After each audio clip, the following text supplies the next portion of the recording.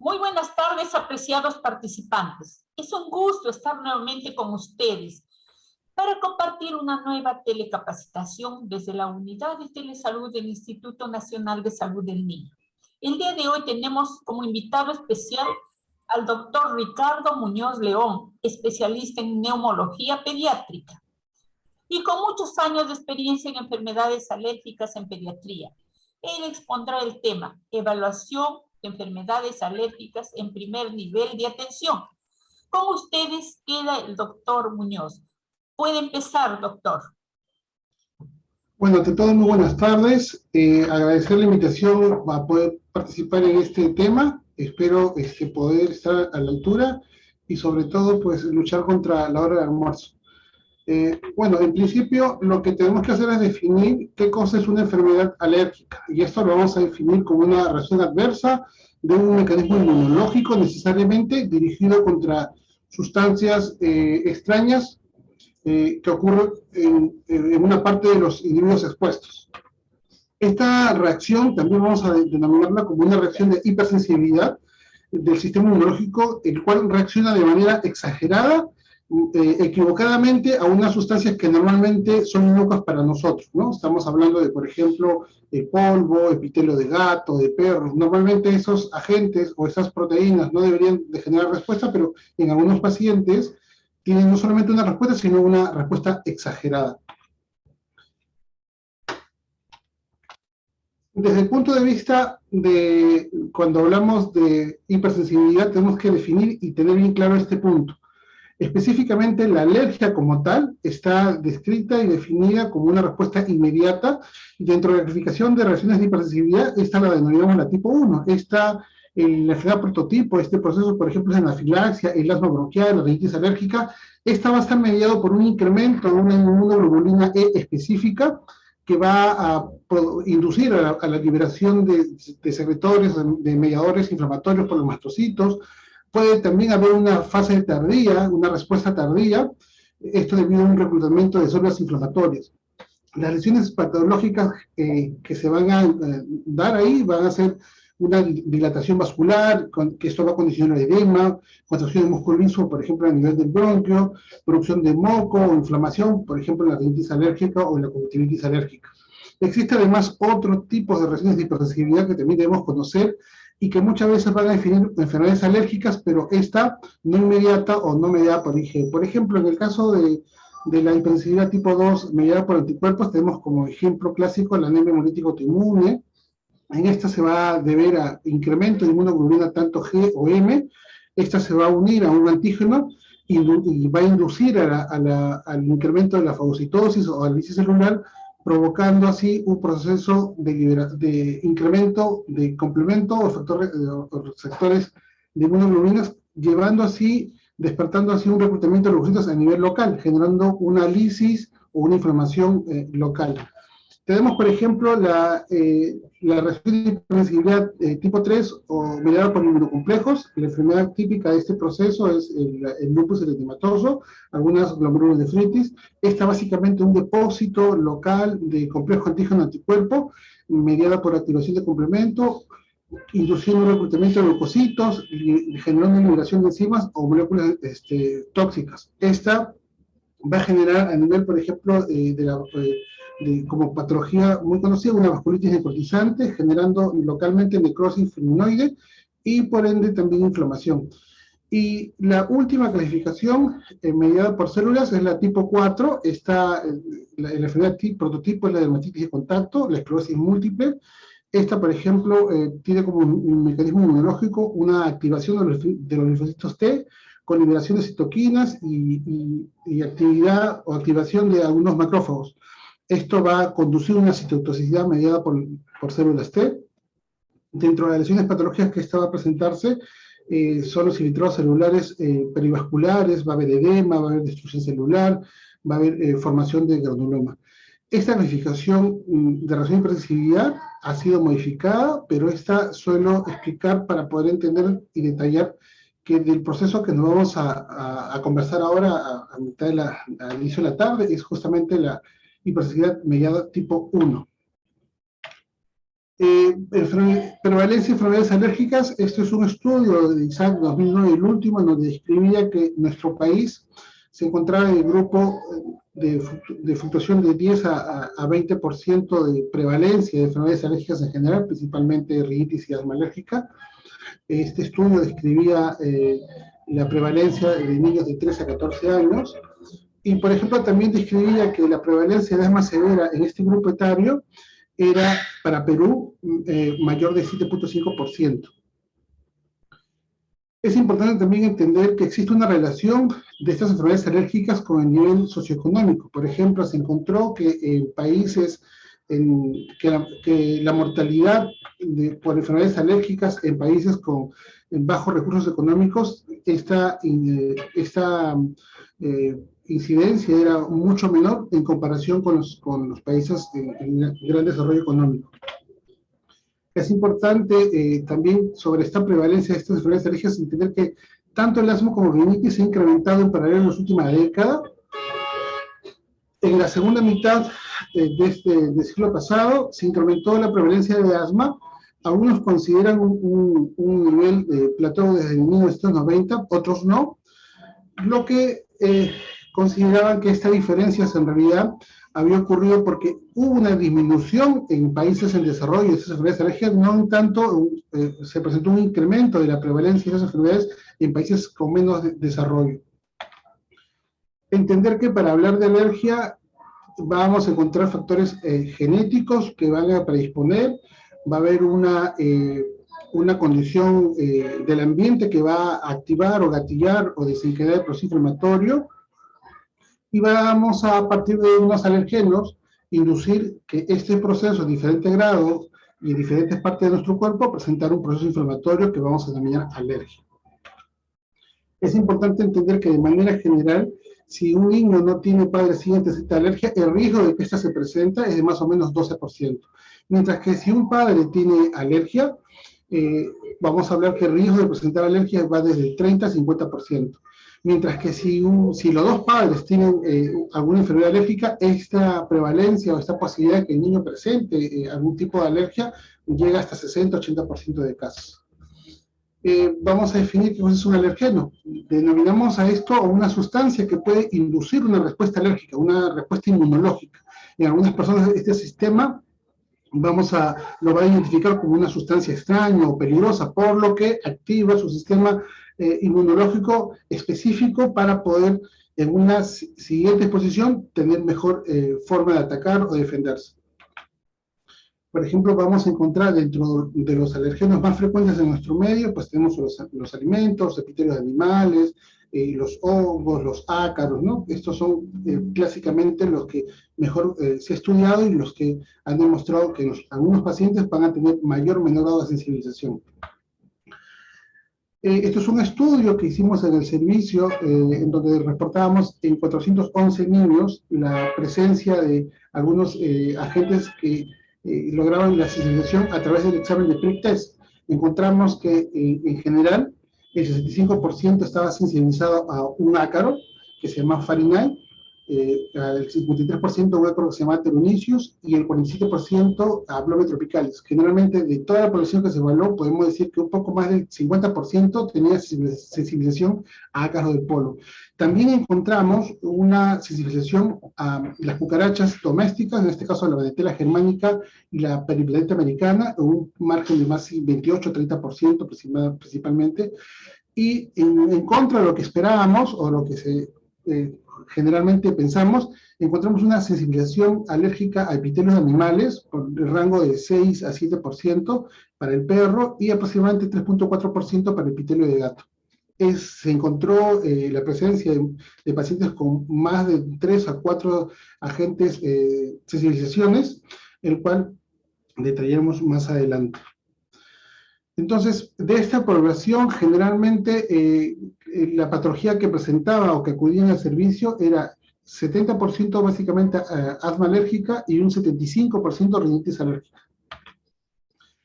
Para poder entender acerca de la hipersensibilidad, tenemos que centrarnos bien en el tema y poder definir, porque como sabemos tenemos enfermedad alérgica y no alérgica, y generalmente el mismo proceso puede presentarte en diferentes vías y generar la misma inflamación. En el caso de una hipersensibilidad alérgica, esto como hemos definido ya bajo una sospecha de un fuerte mecanismo inmunológico, esta puede ser mediada por inmunoglobulina E.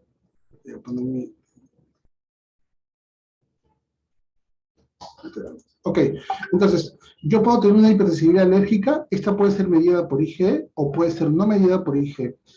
La no mediada por IgE va a estar definida o va a participar células T, por ejemplo, la dermatitis de contacto, por ejemplo, los complejos inmunes, en el caso de la enfermedad del suero, o mediadas por IgE, en este caso la anemia hemolítica. Hablamos que son reacciones de hipersensibilidad no tipo 1.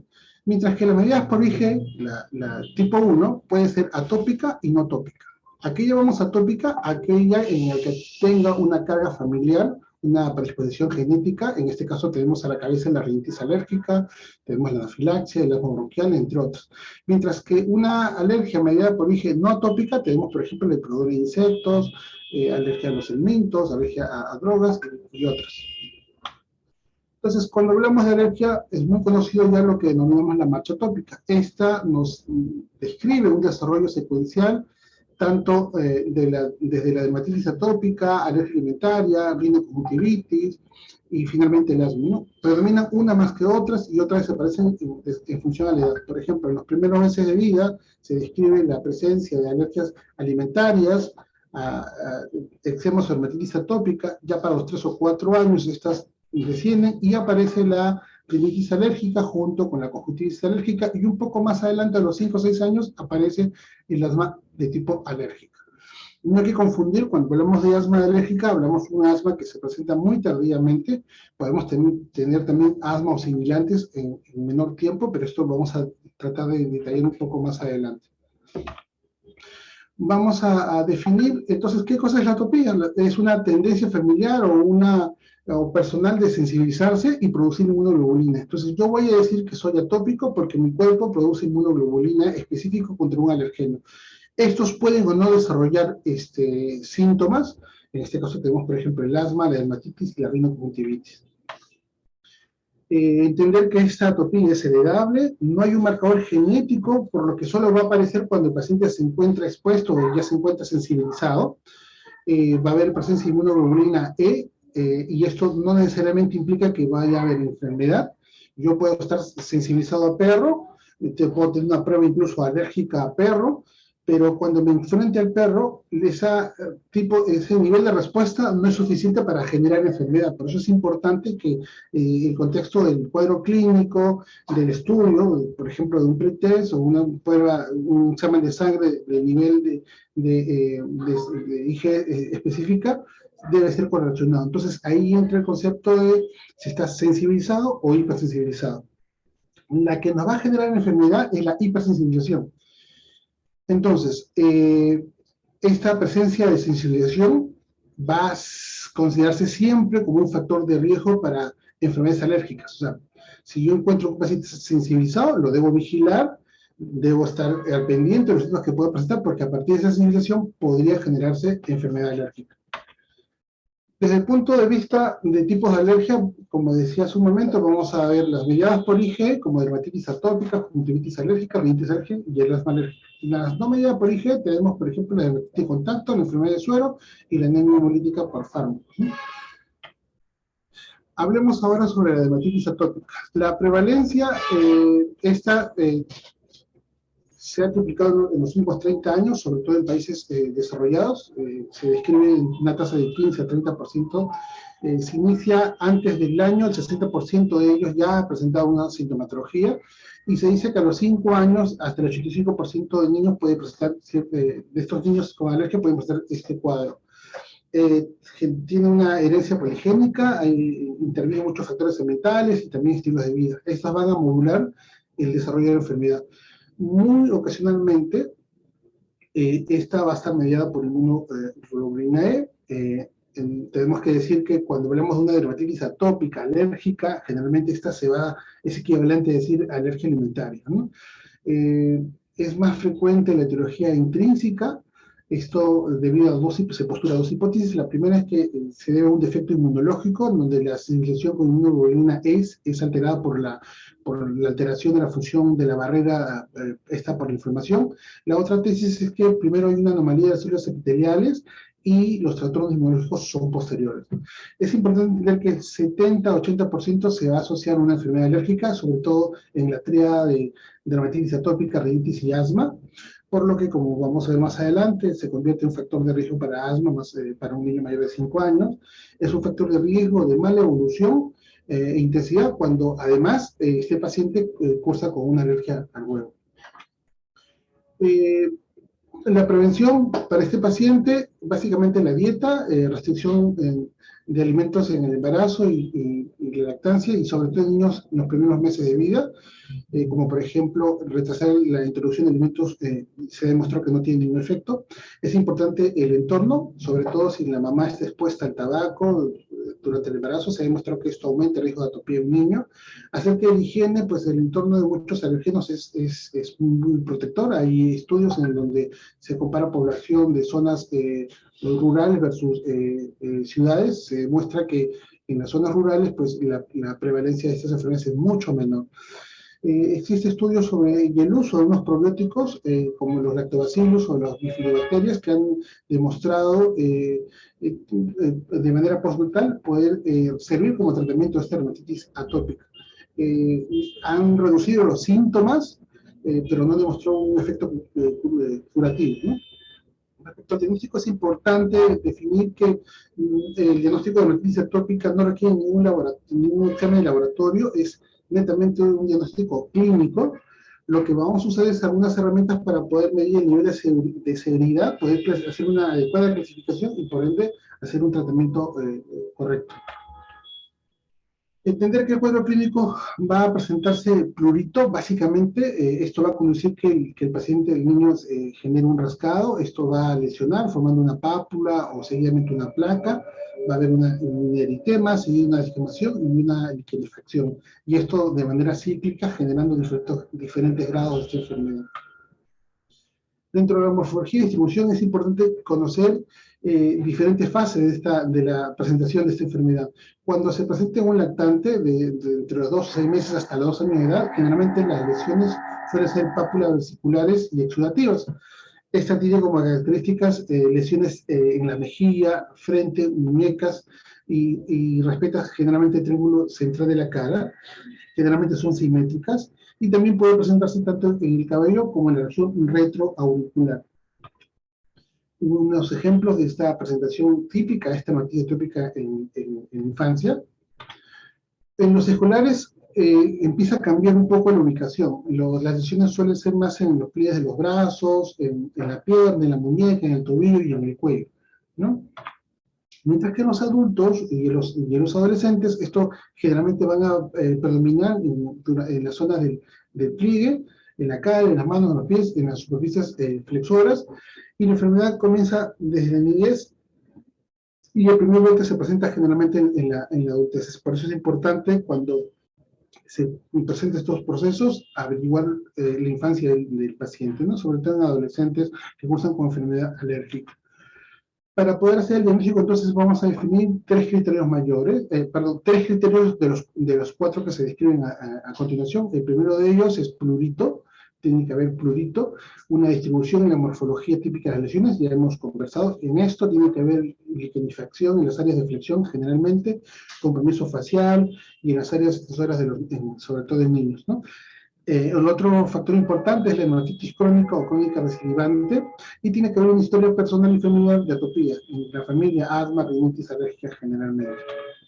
Dentro de los criterios menores, acá tenemos una lista de 19 definiciones para poder hacer un diagnóstico correcto. En este caso tenemos la serositis, la ictiosis, el aumento sérico de inmunoglobulina E, el comienzo temprano de los síntomas, tendencia de infecciones cutáneas, keilitis, conjuntivitis recurrente, pliegue infraorbitario de Denny-Morgan, queratocono, las cataratas subcapsulares, el eritema o palidez facial, la epidiasis alba, pliegues en la región anterior del cuello, prurito secundario al calor, intolerancia a la lana o a los solventes de lípidos, intolerancia a ciertos alimentos, desmografismo blanco, de descamación del cuero cabelludo, fisura subauricular. A partir de esta clasificación, podemos medir nosotros, medir la severidad a través de un índice, el SCORAT, que es el más conocido, en el que, de acuerdo a la puntuación que logremos, en este caso leve de 0,25, moderado de 25,50 y grave de más de 50, nosotros vamos a poder definir la severidad del cuadro. Es importante entender que todo paciente con un índice de SCORAT de moderado a grave debe ser referido para el médico especialista, el dermatólogo o el alergólogo, quien tendrá mayor experiencia y sobre todo hará los diagnósticos diferenciales para poder hacer un correcto manejo de este tipo de paciente. El tratamiento básicamente tenemos en principio el manejo del ambiente, en el que un clima cálido va a mejorar el cuadro, mientras que el clima frío lo va a empeorar. Debe mantenerse una temperatura de 20 a 24 grados. Se tiene que evitar fibras sintéticas y lana. El cuarto donde duerme el paciente tiene que estar libre de ácaros, de cucaracha, de perro, gato, de polen, sobre todo si tenemos demostración que este paciente está sensibilizado. Hay que evitar algunos alimentos alergenos que se conocen, principalmente la leche, huevos, soya y el maní, que son los que se ha demostrado, no en nuestro medio, pero sí la literatura describe como los principales alergenos en la primera infancia.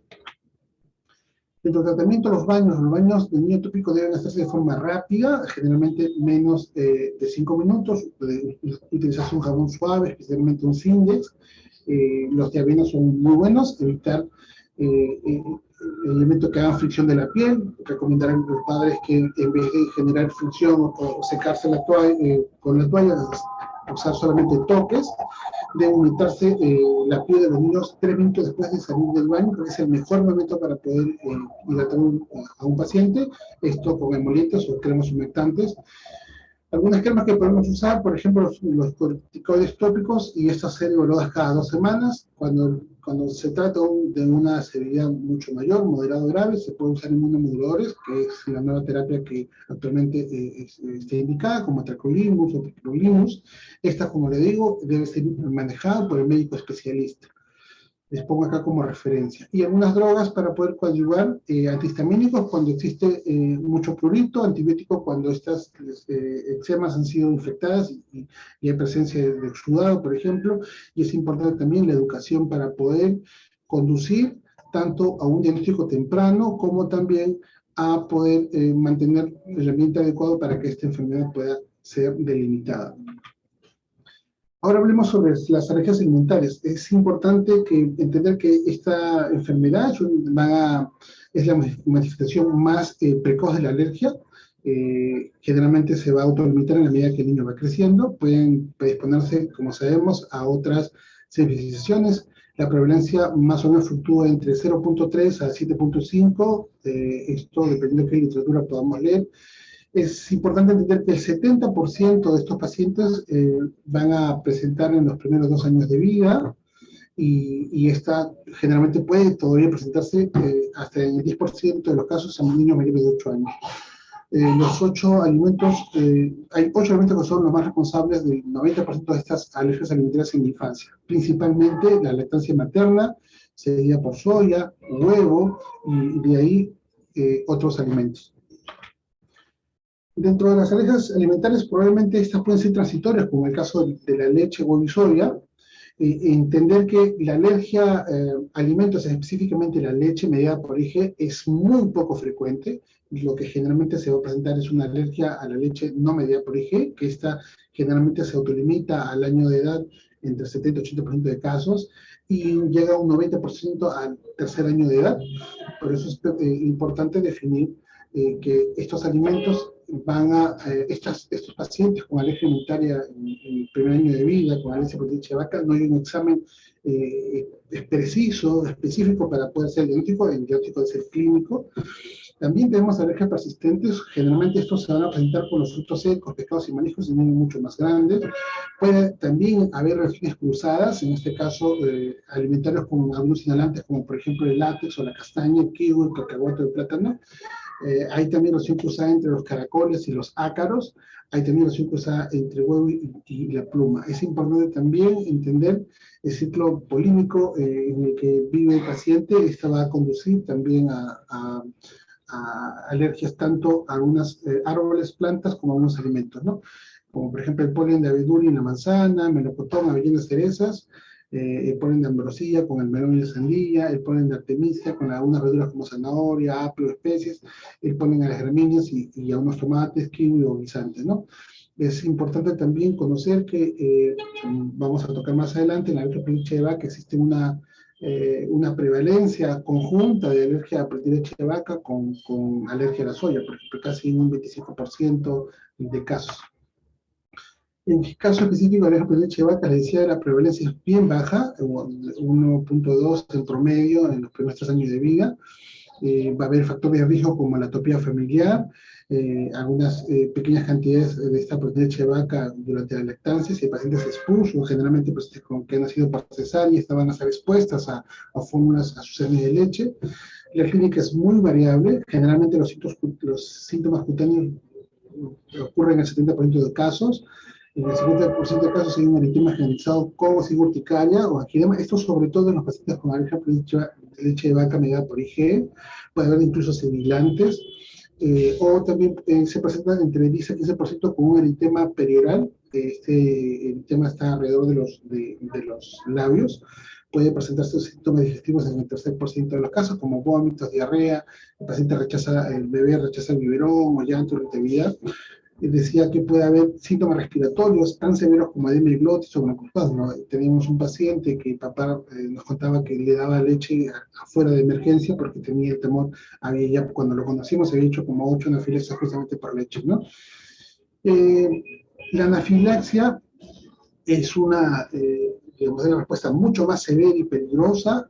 Se conoce que en esta leche de vaca, en la medida que el paciente tenga accidentalmente exposición, puede ser mucho más severa. La evolución, frecuentemente esta civilización se va a encontrar con huevo, como sin clínica. El 52% de estos van a tener otro tipo de alergias, como por ejemplo dermatitis atópica, se describe en 42% de casos, el asma del 24%, rinitis 29%. La alergia persistente a los 3 años de edad, puede haber alergias a otros alimentos, como en este caso, cuando existe alergia y este paciente tiene todavía persistente más de 3 años, hay que escribir hay que buscar otros alergias a alimentos, asma y sensibilización a otros inhalantes, ¿no? El tratamiento se basa en la exclusión de la dieta de la madre de la proteína de leche de vaca. Hay que buscar relación cruzada hay que buscar la reactividad cruzada con la leche de cabra o de oveja. El tratamiento básicamente a la mano es usar hidrolizados o leche a base de soya. Les decía que la cuarta parte de sus pacientes pueden estar también sensibilizados a la soya. Y se hace una prueba de tolerancia para poder conocer si el paciente, para poder, terminado el periodo de 1 año, poder reintroducir la leche, ¿no? Esto generalmente lo hacemos en el servicio, esto lo pongo solamente como referencia. Prevención sobre factores de riesgo. El embarazo no se recomienda restricción dietética, se ha visto una protección de la lactancia materna, sobre todo si es exclusiva hasta los 6 meses de edad, y que la alimentación complementaria pues no hay que retrasarla, simplemente se tiene que adelantar. Ahora hablemos sobre la rinitis alérgica. Esta la vamos a definir como una inflamación de la mucosa de la nariz ocasionada por agentes del medio ambiente, esta que se presenta sobre todo en personas susceptibles. Generalmente se va a asociar a una conjuntivitis alérgica. La clasificación de esta enfermedad, como sabemos, está en función a la persistencia de los síntomas. Intermitente, que puede ser cuando esto ocurre menos de 4 días a la semana, menos de 4 semanas, y persistente cuando esto ocurre más de 4 días a la semana y dura más de 4 semanas. A partir de la forma de reacción intermitente o persistente, puede también clasificarse por intensidad, que puede ser leve o moderada grave. En el caso de una rinitis leve, normalmente encontramos que un paciente tiene fiebre normal, no se altera la actividad diaria, el deporte, la actividad escolar, no tiene síntomas molestos. Pero en el caso de una rinitis moderada grave, esta va a presentar un sueño alterado, alteración de la actividad en la escuela, en el trabajo, ¿no? Y síntomas molestos. Esta clasificación tiene que entender que se puede cruzar. Yo puedo tener una clasificación de rinitis intermitente leve, como también persistente moderada grave, que va a durar menos de 4 semanas, o también tener una persistente leve o una persistente moderada grave. Entonces es importante para el manejo de esta enfermedad poder hacer una adecuada clasificación, porque en función a eso le daremos el tratamiento adecuado. Desencadenantes en la rinitis alérgica, decíamos el polvo doméstico, la cucaracha, los hongos de la humedad, epitelios de, más que pelo es el epitelio de animales, algunos pólenes de plantas o árboles, algunos alimentos, fármacos, látex, o sobre todo en la zona rural, veneno de algunas abejas o avispas, ¿no? Tener presente también existe una rinitis no alérgica.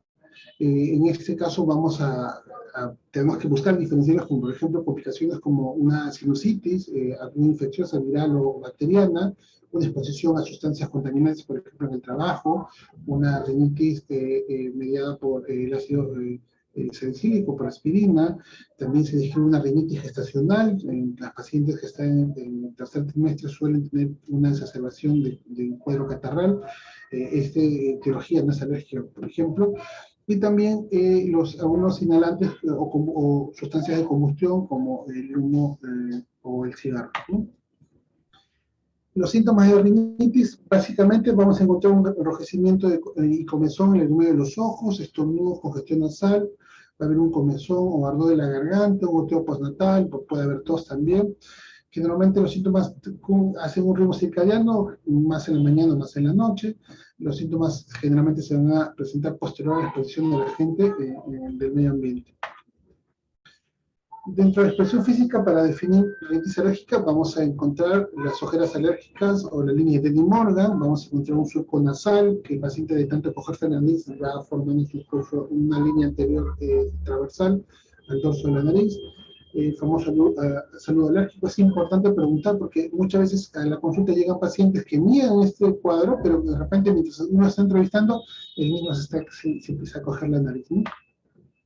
El diagnóstico de rinitis alérgica se basa básicamente, simplemente en la historia clínica de los antecedentes familiares, puede ser apoyado sobre todo para buscar la sensibilización con pruebas cutáneas o pruebas de laboratorio, pero principalmente el diagnóstico es clínico.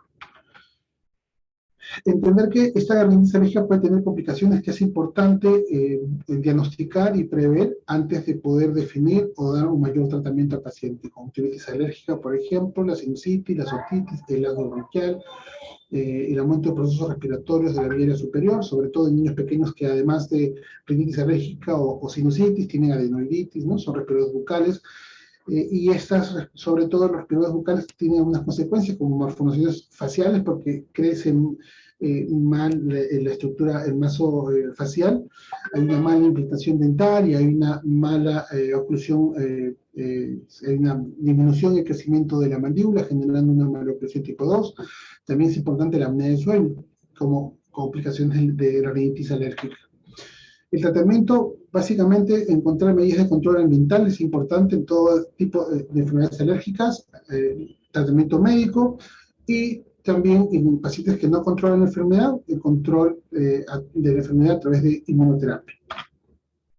El tratamiento médico generalmente en la primera escalón, antihistamínicos orales o ácidos nasales con cloruro de sodio o solución hipertónica y seguidamente antiinflamatorios intranasales de acuerdo a la severidad del cuadro. Vamos a describir este cuadro. Para un diagnóstico y manejo correcto de la rinitis alérgica tenemos que tratar de identificar y evitar los alergenos. Estos van a presentar un síntoma leve, moderado o graves. Para el manejo de síntomas leves, simplemente antihistamínicos a demanda. Si hay un fallo en el tratamiento, pues tenemos que replantear el diagnóstico, revisar el cumplimiento del mismo o buscar diagnósticos diferenciales en infección, por ejemplo, una sinusitis, en niños pequeños otitis media serosa, o problemas estructurales como, por ejemplo, un tabique desviado, una anemia hipertrófica, etc., ¿no? Cuando los síntomas son moderados, podemos, sobre todo en niños a partir de 2 años de edad, usar corticoides tópicos. Esto ya conocemos las dosis de las terapias, pero si no controla, podemos incluso añadir un antihistamínico. Si a pesar de ese tratamiento el paciente no logra un control de la enfermedad, lo mismo, replanteamos el diagnóstico, revisamos cumplimiento y buscamos diagnósticos diferenciales o enfermedades concomitantes que hacen que esta enfermedad se controle. Si estamos con síntomas graves, el manejo podría ser con corticoides orales, con corticoides nasales también, pero a este nivel de complicación es preferible referir al especialista, en este caso al otorrino o al alergólogo, para que haga una evaluación mucho más minuciosa y corrobore si estamos frente realmente al diagnóstico. A veces nos suele pasar que alguna vez nos llegó un paciente con un cuerpo extraño y que estaba siendo tratado como artritis alérgica. Entonces, entender muy bien que si sale, si no controla con tratamiento indicado, pues hay que replantear el diagnóstico. Ventajas sobre la inmunoterapia, les ponía en el cuadro anterior, si el paciente con todo esto tiene una rinitis alérgica persistente, perenne o moderada severa, podría considerarse el manejo de tratamiento con vacunas. Esto lo pongo como referencia, esto se hace por la especialidad. Esto se ha demostrado que puede brindar un alivio duradero, se basa en un concepto centenario que el sistema inmunológico puede puede ser desensibilizado por alergenos específicos que van a desencadenar los síntomas de alergia. Ofrece dos beneficios la inmunoterapia.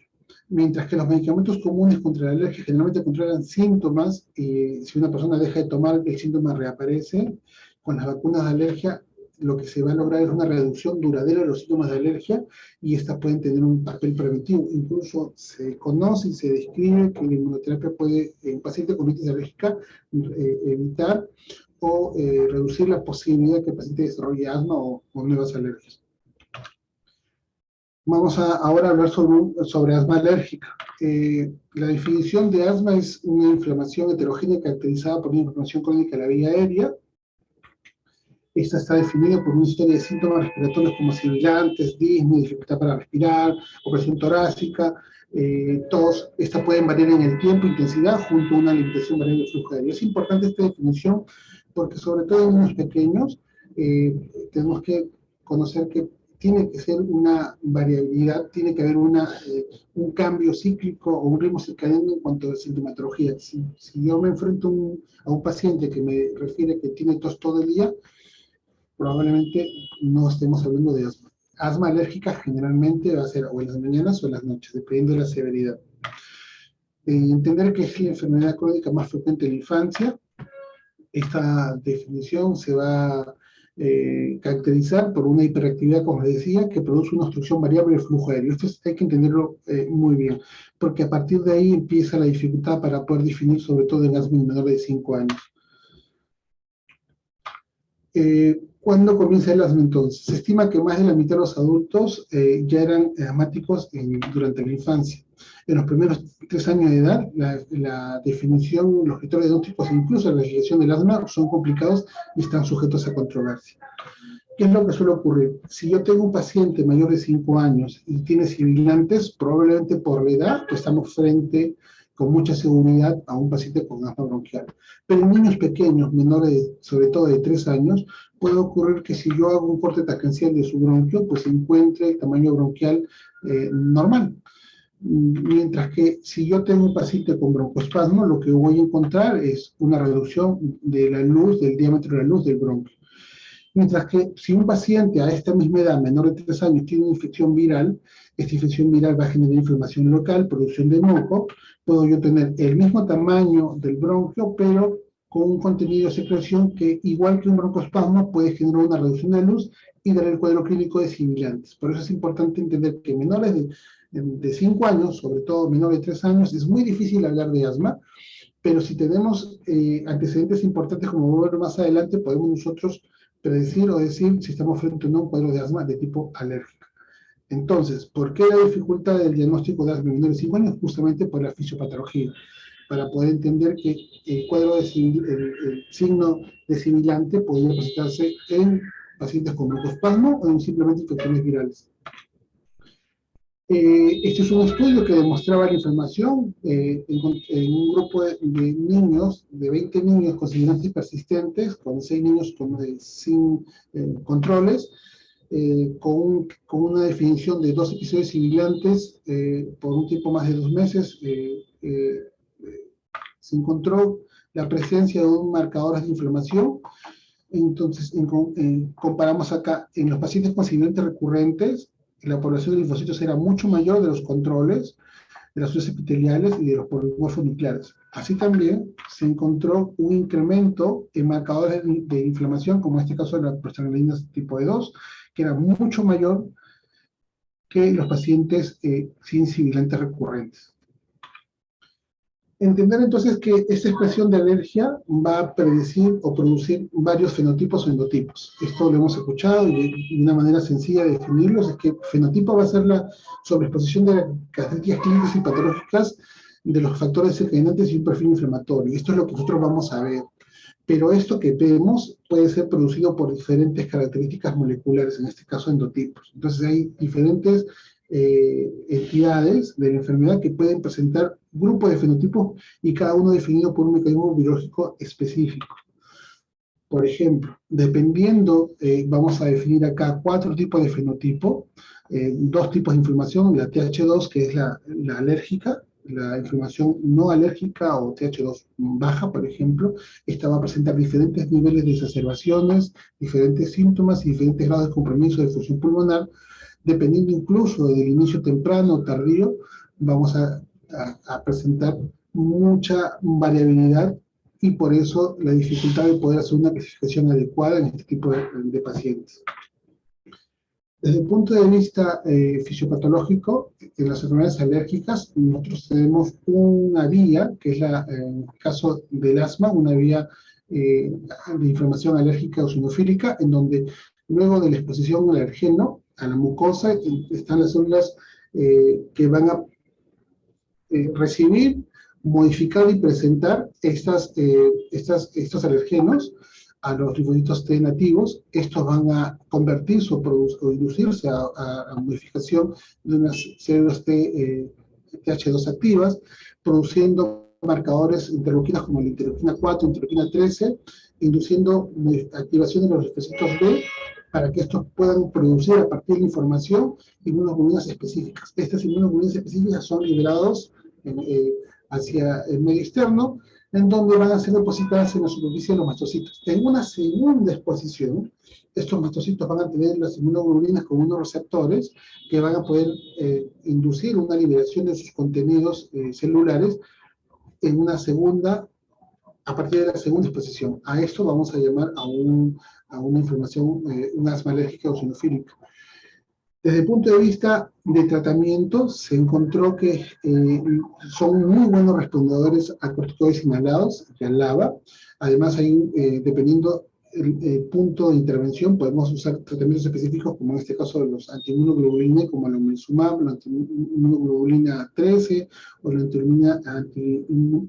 interleuquina receptor 4R, como el dupilumab. También existe otra vía de asma eosinofílica no alérgica, debido, está en mi marcador, donde en donde va a haber una proliferación el medio ambiental, los microbios, los glucopéptidos van a estimular de manera directa la mucosa, esta a través de unas células natural killer, van a sintetizar y producir al medio interleuquinas 33, estas van a inducir a las células leucociplásticas tipo 2, la producción de interleuquina 5, estas van a inducir la activación de los eosinófilos y van a través de interleuquina 13, estimular al crecimiento y proliferación de las células de los músculos lisos a nivel del árbol bronquial. Esta asma eosinofílica no alérgica, por ejemplo, no mediada por IgE, también va a poder responder a través de corticoides inhalados, también dependiendo en dónde queremos intervenir en el proceso fisiopatológico, podemos usar herramientas como la interleuquina 5, como el mepolizumab, o el receptor 4 de la interleuquina antirreceptor 4, como el dupilumab. También se ha visto algunas activaciones a través de la línea TH17, produciendo la liberación de sustancias como la interleuquina 17A. Estas van a activar directamente a los neutrófilos, produciendo un proceso inflamatorio con inducción del crecimiento del músculo liso. En este caso estamos hablando de un asma neutrofílica. Esta va a tener como respuesta al tratamiento de corticoides y de los LABA, pero también podemos asociar otros tipos de tratamientos como la acitromicina, como un macrólido, los antiinterleuquina 17, o como el brodalumab, que es el antirreceptor interleuquina 17.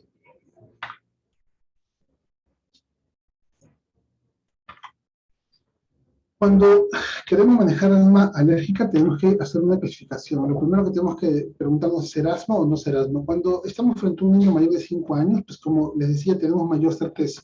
Tenemos, por ejemplo, una herramienta como una prueba de función pulmonar que me demuestra que el paciente sí tiene broncoespasmo, que sí está teniendo un patrón obstructivo. Estas están muy bien descritas en la guía GEMA-GINA, ¿no? El niño menor de 2 años, por ejemplo, se ha visto procesos simulantes muy frecuentemente a procesos virales, a otras enfermedades de infancia, como por ejemplo malasia, reflujo, la que mejor describe es la guía Practac, en donde vamos a definir entonces en este grupo de niños lo que vendría a ser los simulantes recurrentes. Esto definido como tos persistente en una situación en que el asma no es probable y se han descartado otras enfermedades frecuentes. Definido entonces como 3 episodios de obstrucción bronquial reversible en los 6 meses anteriores, ¿no? Acá tenemos de la corte de Tucson el seguimiento de la función pulmonar desde el nacimiento hasta la adolescencia, en donde se puede describir 4 fenotipos. Teníamos el fenotipo de los pacientes sin sibilantes, son pacientes que nacen con función pulmonar normal, que a través del tiempo se mantiene. Tenemos los sibilantes transitorios, los sibilantes transitorios, son pacientes que podrían nacer con una función pulmonar disminuida, pero en el transcurso de los primeros años de vida, esta función pulmonar se recupera. Generalmente son pacientes que nacen por problemas en el nacimiento: ictericia, prematuridad, macrosomía, infecciones bacterianas al nacimiento. Estos pacientes demoran los primeros años en recuperar su función pulmonar. También tenemos los sibilantes persistentes, en el que la función pulmonar es normal al nacimiento, pero paulatinamente se va deteriorando, y estos, mientras van creciendo, no recuperan su función pulmonar normal. Entonces, a partir de esta corte de Tucson se definió 3 tipos, de sibilantes, ¿no? Ahora hay un cuarto fenotipo más, pero los que conocemos y hemos manejado en todo ese tiempo son los sibilantes tempranos, que le decía, esto nace con una función pulmonar disminuida al nacer. Los sibilantes no atópicos, generalmente a partir del año, a través de una infección viral, en este caso generalmente la bronquiolitis, por el sistema respiratorio. A partir de ahí el paciente queda marcado, y siempre que tenga una infección viral, esta induce a sibilantes y esta puede ser recurrente. Normalmente en este grupo de pacientes no hay una carga familiar de atopía, no hay una carga familiar de alergia, y generalmente estos pacientes en la adolescencia tienden a reducir el cuadro clínico de sibilantes. Y luego tenemos el asma asociado a inmunoglobulina, que es el asma atópica. Este proceso empieza un poco más tarde, a los 4 o 5 años de edad, y como vemos, esta no se reduce, se mantiene en el tiempo, ¿no? A partir de esta corte de Thompson se definió un índice predictor de asma, en donde describían que en grupo de pacientes de lactantes con más de 3 episodios sibilantes en un año durante los primeros 3 años de vida, más un criterio mayor o 2 criterios menores, podríamos decir que ese índice predictor de asma tenía chance de poder predecir si el paciente después de los 5 años tendría asma o no. Los criterios mayores para este índice fue el diagnóstico médico de asma en alguno de los padres, el diagnóstico médico de eczema atópico, criterio menor, la presencia de rinitis alérgica diagnosticada por un médico, sibilantes no relacionados a resfrío y una eosinofilia en sangre periférica más de 4%. Esto se propuso el año 2000. Para el 2004, Gilbert agregó dentro de los criterios mayores a una sensibilización a más de un alergeno, y dentro de los criterios menores a una sensibilización a leche, huevo, maní. Ambas pruebas pueden ser determinadas a través de un test cutáneo o a través de inmunoglobulina específica a través de un examen serológico. Entender entonces en pacientes mayores de 2 años, vamos a definir unos fenotipos que nos van a permitir poder hacer un mejor manejo de estos niños, ¿no? Si el niño está completamente asintomático entre los episodios, vamos a poder decir que si el paciente está sano entre episodio y episodio, podemos definir esto como son solo resfriados y, para todo, y si estos son los resfriados los factores que van a predisponer este cuadro, pues si decimos sí, vamos a definirlo como un asma inducida por virus. Si los resfríos no son los gatilladores, vamos a decir si el ejercicio es un factor precipitante para este proceso, pues podemos hablar de un asma inducida por ejercicio, ¿no? Pero si el ejercicio no induce este cuadro clínico, podemos estar frente a un paciente que tenga, saber si tiene una sensación alérgica. Si lo tiene, podemos decir que es un asma inducido por un alergeno. Si no lo tiene, podemos decir que es un asma de etiología desconocida. Si el paciente no se encuentra sintomático entre episodio y episodio, podríamos estar frente a un paciente que está sensibilizado. Y una vez más podemos definir si esta sensibilización es un alergeno conocido o un alergeno no desconocido. Para el diagnóstico de asma, entonces, requerimos un patrón de síntomas, una evaluación clínica de los antecedentes familiares, una exploración física y, si se puede, sobre todo en mayores de 5 años, una evaluación funcional. ¿Cómo es la historia clínica de un paciente con asma? El inicio de los síntomas suele presentarse en la niñez, hay historia asociada de rinitis o eczema, hay historia familiar de asma o alergia, esto va a incrementar la posibilidad de que estemos frente a un asma alérgica. Estas características no son específicas de asma y no se basan en todos los fenotipos. Los pacientes con rinitis alérgica o dermatitis atópica deben ser interrogados específicamente acerca de sus síntomas respiratorios, ¿no? Porque, como hemos visto, tanto la rinitis como la dermatitis son de presentación mucho más temprana. Por eso hay que estar siempre al pendiente y estar vigilando sobre la posibilidad que más adelante puedan hacer asma. Para poder llegar al diagnóstico tenemos que definir la gravedad, y esto se va a basar a través de una medición objetiva de los síntomas y de la función pulmonar. A nivel clínico vamos a encontrarnos frente a un episodio intermitente de disnea, sibilante, tos y opresión torácica de volumen variable, y la actividad física suele ser un desencadenante muy frecuente en el que los síntomas, y en unos casos es la única circunstancia en la que se presenta. Puedo tener un paciente con asma bronquial y ser totalmente sintomático, pero si yo busco síntomas posterior a una actividad física, pues ahí puede aparecer y ayudamos en el diagnóstico.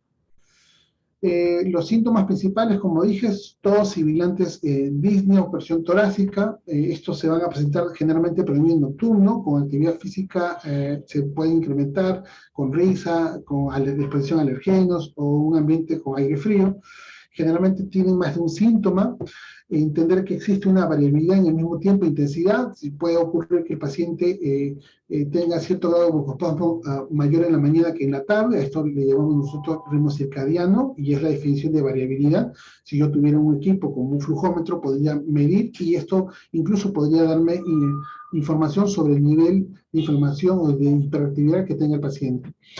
Van a aparecer estos síntomas o van a empeorar con factores desencadenantes, ¿no? Un paciente con asma que se asocia a exposición o actividad física o un proceso viral, esta pueden gatillar y hacer un cuadro, una situación aguda.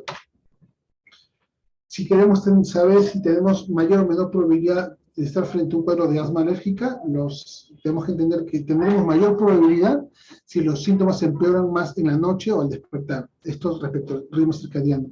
Si los síntomas varían en intensidad y en el tiempo, ¿no? Sobre todo, sabemos que hay pacientes que enferman mucho más en el invierno o en cambio de estación. Si hay más de un síntoma, vamos a tener mayor probabilidad si los síntomas son desencadenados o empeoran con algunos factores ya conocidos, como infecciones virales, exposición al alergeno, el día que mamá limpia la casa, si el día que el niño está en educación física, si hay cambios de temperatura, si al esfuerzo como al llorar o reír, o exposición a unos irritantes, pues podríamos estar frente a un cuadro de asma. ¿Qué cosa nos debería alejar la posibilidad de estar frente a un cuadro de asma? Frente a un paciente que tiene una tos aislada sin otros síntomas respiratorios, cuando existe una producción crónica de esputo, eso me habla más de infecciones crónicas de la vía inferior, cuando tenemos dificultad respiratoria asociado a mareo, a cefalea, cuando tenemos exclusivamente solamente dolor torácico tipo hincada, sabemos nosotros que en nuestro medio es muy frecuente cuando hay compromiso pleural, cuando existe una dificultad inducida por ejercicio con estridor, ahí hablamos más de laringitis, un cuerpo extraño, ¿no? El examen físico Se describe habitualmente un paciente normal, sobre todo en el periodo de crisis. La normalidad más frecuente son los sibilantes. Estos siempre van a ser asociados a la expiración. Pueden estar ausentes o solo escucharse en una expiración forzada. Por eso que hay que hacer siempre fuelle con los pacientes, ¿no? Al examen físico le pedimos que sople con mayor esfuerzo para buscar inducir y escuchar el sibilante. Los sibilantes pueden estar ausentes en las situaciones graves, es el sibilante respiratorio. Y para poder definir asma, vamos a entonces encontrar un grupo de síntomas que ya hemos describido, y esto debe estar asociado a una inflamación de la vía aérea, a una hiperactividad bronquial y a una obstrucción variable de flujo aéreo. La inflamación de la vía aérea lo podemos medir por la frecuencia de exacerbaciones que tiene. Si queremos hacer un examen auxiliar, tenemos, por ejemplo, la fracción de salada de óxido nítrico, es un examen que mide inflamación de tipo eosinofílica. Podemos usar también una prueba retrobronquial, la hacemos correr al paciente y a través de un espirometría o flujometría o de forma casera, después de hacer una actividad física, ver si esto se exacerba o no el cuadro clínico, es para una manera de mostrar inflamación de la vía aérea. De hiperactividad bronquial, pues podemos inducir al paciente con una prueba de función pulmonar para ver el grado de respuesta bronquial. Y la obstrucción variable de flujo aéreo, tenemos la espirometría, por ejemplo, para poder demostrar que luego de la administración de medicamento el cuadro clínico mejora. Esta obstrucción, es patrón obstructivo, con respuesta al broncodilatador, nos va a orientar si estamos frente a un paciente con asma bronquial. Respecto a la información, también podemos medir esto a partir de un hemograma, donde encontraremos eosinófilos más de 4%, eosinófilos en esputo más de 3%, un incremento en inmunoglobulina E, la fracción de salada más de óxido nítrico más de 30 partículas por millón, retrobronquial con el ejercicio como herramientas para poder medir inflamación. Y ya para dirigirnos al tratamiento, tenemos que entender que el objetivo del tratamiento es alcanzar el control de los síntomas. Esto va a conllevar a mantener los niveles de actividad normal del paciente. Tenemos que reducir al mínimo, logrando este control de síntomas, para poder reducir el riesgo de futuras exacerbaciones, limitación fija de flujo aéreo, que es el remodelamiento, y efectos secundarios de los medicamentos, ¿no? Entonces, este es el objetivo, el cual vamos a lograr con la siguiente medida. Para poder tener un control de esta enfermedad, tenemos que tener un control básico basado en un ciclo, donde tendríamos que evaluar, ajustar tratamiento y realizar respuesta. Para poder evaluar, tenemos que tener un diagnóstico correcto, control de síntomas adecuados, control de factores de riesgo, valorar la técnica adecuada de los inhaladores y sobre todo la adherencia al tratamiento. Es importante este tema de adherencia porque no importa el mejor tratamiento que pueda recibir el niño, si el paciente no lo cumple o se administra de manera equivocada, pues no vamos a tener un control de la enfermedad. Respecto al ajuste del tratamiento, pues hay que entender que no solamente es tratamiento farmacológico, sino también tratamientos no farmacológicos, como por ejemplo el uso de una aerocámara adecuada, la condición de la habitación donde duerme el paciente, la exposición a procesos infecciosos y sobre todo buscando modificar factores de riesgo para este paciente, ¿no?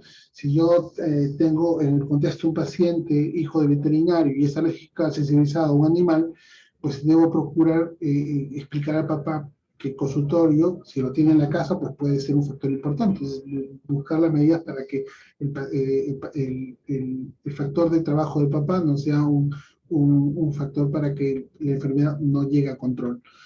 Luego de esto, revisa respuesta. Es importante, siempre nos suele llegar pacientes que tienen un año usando un inhalador, ¿no? Y uno dice, pero ¿cuál fue el objetivo del tratamiento? Si yo indico un inhalador es porque debo llegar a una meta, y la meta es con el control de los síntomas.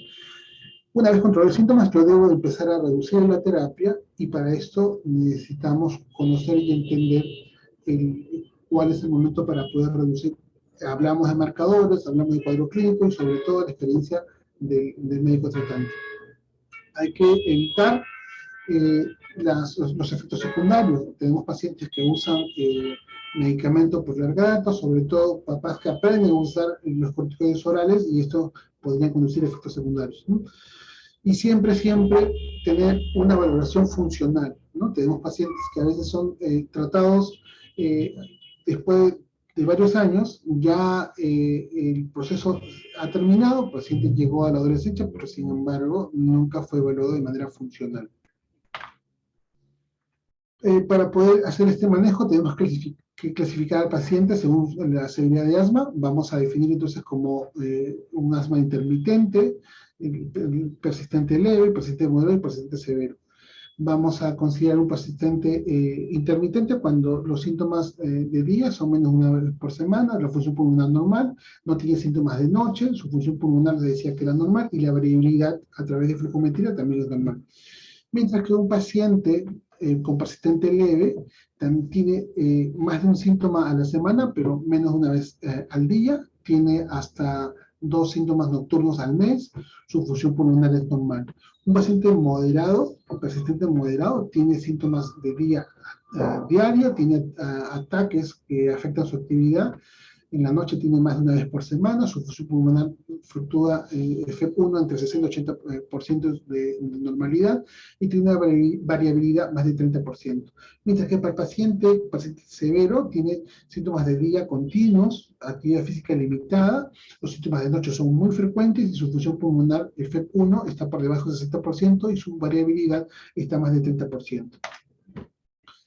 A partir de esta información, nosotros podemos, después de la severidad, definir cuál es su nivel de control de asma. Vamos a definir nivel de control a través de 3 definiciones: controlada, parcialmente controlada y sin control. Definiendo como controlada pacientes que no tienen síntomas de día o menos de 2 veces a la semana, no tienen limitaciones a sus actividades, no tienen síntomas nocturnos ni se despierta por las noches, no tiene necesidad de usar terapia de rescate, su función pulmonar es normal y esas veces no ha tenido.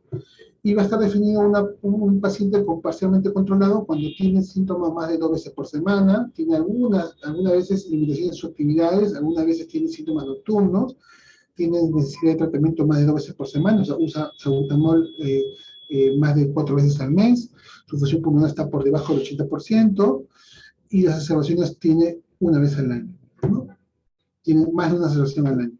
Entonces, y decimos que el paciente no está controlado cuando tiene 3 o más características del paciente con asma parcialmente controlado, ¿no? Y estos síntomas, y requiere constantemente terapia de rescate. Para poder conocer el nivel de control, tenemos algunas herramientas como por ejemplo el ACT, que es muy conocido ya por todos nosotros. Hay un grupo de 4 a 11 años de edad y también hay otro ACT para mayores de 12 años. En este grupo de 4 a 11 interviene 7 preguntas, de las cuales 4 van directamente al paciente y 3 hacia los padres. Tenemos otra herramienta para poder evaluar el nivel de control de asma a través de la flujometría. Esto es un equipo en el que el paciente, luego de una inspiración profunda, toma aire y sopla con la mayor esfuerzo posible, hallando por litros por minuto el volumen máximo que pueda alcanzar en su primer intento. Este valor nos va a poder permitir, si lo medimos durante varias veces al día, si existe o no variabilidad durante el mismo día, ¿no? Se sabe que más de 20% de variabilidad estaremos demostrando un cuadro de asma bronquial. El abordaje a través de los medicamentos debe ser un abordaje escalonado. Debemos entender que existen 5 pasos, sobre todo en niños pequeños. El primer paso es considerar dosis baja de corticoides, esto acompañado de beta-2 agonista de acción corta, dependiendo de su requerimiento. Cuando este paciente no llega al control, podemos considerar la dosis baja de corticoides o como alternativa el uso de antileucotrienos. El paso 3 son dosis bajas de corticoides inhalados asociado a un beta-2 de acción prolongada o como alternativa dosis medias de corticoides inhalados o dosis bajas de corticoides inhalados más un antileucotrieno, ¿no?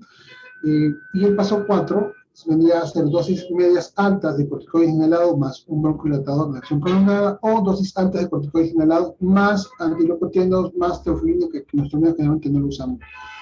Y el paso 5 son los pacientes de una condición mucho más severa, en el que se recomienda ser referidos para el mayor manejo en un centro especializado como el neumólogo, el alergólogo en este caso. Entender que hecho un diagnóstico correcto, poniendo inicialmente el nivel de severidad, y luego, conociendo el nivel de control, puedo yo ir recibiendo un tratamiento adecuado y luego de las reevaluaciones ir pudiendo ascender la terapia o descender el nivel de tratamiento para esta enfermedad. Agradeciendo por su atención y a la espera de algunas preguntas, me despido y una vez más agradezco la invitación para poder participar en este curso. Muy bien, doctor Muñoz. Sí, por el teléfono interno nos han llegado varias preguntas y hemos seleccionado algunas para usted. Ya. Dice. Como consecuencia de una parasitosis, se incrementan los eosinófilos que pueden desencadenar asma bronquial. Al dar tratamiento al niño contra los parásitos, ¿pueden desaparecer los cuadros de alergia bronquial? Yo tengo alguna experiencia de algunos pacientes que he manejado en la selva. Es muy frecuente en la selva algunos parásitos como por ejemplo las ursinarias, que tienen el famoso ciclo de Loss, en el que dentro del ciclo de vida muchos parásitos atraviesan la piel y llegan hacia los pulmones y generan una inflamación eosinofílica muy severa. En esos casos podríamos decir que cuadros sibilantes o exacerbaciones son debidas a parásitos, pero generalmente la respuesta inmediata por IgE sobre parásitos se ha visto que tiene un efecto protector, sobre todo en el caso de los Ascaris, hay estudios que demuestran esa posibilidad. Pero fuera de eso, no hay ninguna relación el que el paciente tenga parásitos o no. Bien, doctor, gracias. ¿Es verdad que los niños que padecen con cuadros recurrentes de asma bronquial tienden a mejorar en la adolescencia? Vamos a definir algunas cosas. Cuando les hablaba sobre enfermedades alérgicas, decía que hay una secuencia y un proceso que se denomina marcha atópica. El asma alérgica es la que más tardíamente se presenta, por encima de los 5 o 6 años de edad. Hay cuadros clínicos de sibilantes en menor edad, en el que a veces, y dirían en la mayor parte de veces, son debidos a un proceso no alérgico. Entonces, lo que nosotros vemos como mejoría del paciente que silbaba, en realidad era un sibilante no alérgico que, por historia natural, en la adolescencia tiende a desaparecer. Pero también es muy frecuente que pacientes que hacen este mismo cuadro, aún así teniendo antecedente de alergia, y luego vienen al consultorio y dicen, doctor, mire, a mi hijo se le fue el asma a los 11 años de edad, pero ahora tiene 21 y reapareció, ¿no? Entonces, cuando en realidad podríamos estar frente a dos procesos totalmente diferentes, ¿no? Entonces, por eso es importante conocer y decir en diapositiva que el paciente que tiene alergia a un alimento de pequeño en primera infancia, tiene rinitis alérgica o tuvo dermatitis atópica, hay que ver hacia futuro la posibilidad que pueda presentarnos un asma alérgica que generalmente se presenta de manera tardía. También es verdad que el asma alérgica también puede haber en niños mucho más pequeños, pero no es tan frecuente. Esa es una de las razones, por ejemplo, que en manejo de bronquiolitis, todas las guías, sabiendo que era un proceso viral, recomiendan el uso de un beta-2 agonista en el supuesto caso que el paciente tenga una carga familiar de alergia, porque en esos casos podríamos esperar que el bronquiolator haga un efecto en este cuadro de bronquiolitis. Mientras que si no hubiese un antecedente de atopía en la familia, probablemente ese inhalador estuviese mal indicado o no sería necesario. Bien, doctor. La dermatitis de contacto últimamente se ha incrementado por el uso de la variedad de insumos de limpieza en el hogar. Y respecto a esto, les decía que les hacía una clasificación donde la dermatitis de contacto no es una alergia mediada por IgE, es una alergia de un proceso mucho más tardío, que en la exposición de sustancias en esta época de COVID, sobre exposición, existe otro mecanismo totalmente diferente. Ahí el manejo básicamente es la evitación y el control de síntomas, generalmente hidratación, evitación del agente irritante, pero no hay un mecanismo inmunológico de por medio. Bien, doctor. ¿El clima húmedo y la contaminación ambiental influyen en la aparición de problemas alérgicos en niños? Sí, hablábamos que en una población rural, por lo mismo de los factores factores ambientales como la combustión, la polución, se ha visto menor presentación de enfermedades alérgicas.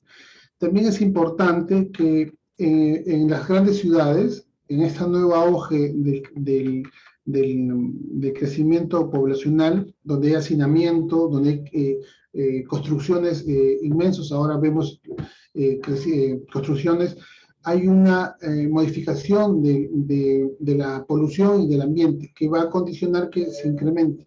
Pero es importante entender esto. El mayor factor de riesgo para un paciente, para este tipo de procesos, es la obstrucción nasal. Un paciente respirador bucal lo que está haciendo es evitar filtrar el aire que normalmente se hace por la nariz. El moco y los vellos y la secreción nasal funciona como un filtro natural, pero la congestión nasal puede generar que el paciente respire directamente por la boca y hacer mucho mayor daño o desarrollo de enfermedades alérgicas. Por eso es importante desde muy pequeño inducir a los papás que mantengan una adecuada respiración del paciente. Bien, doctor. Bueno, doctor, excelente exposición.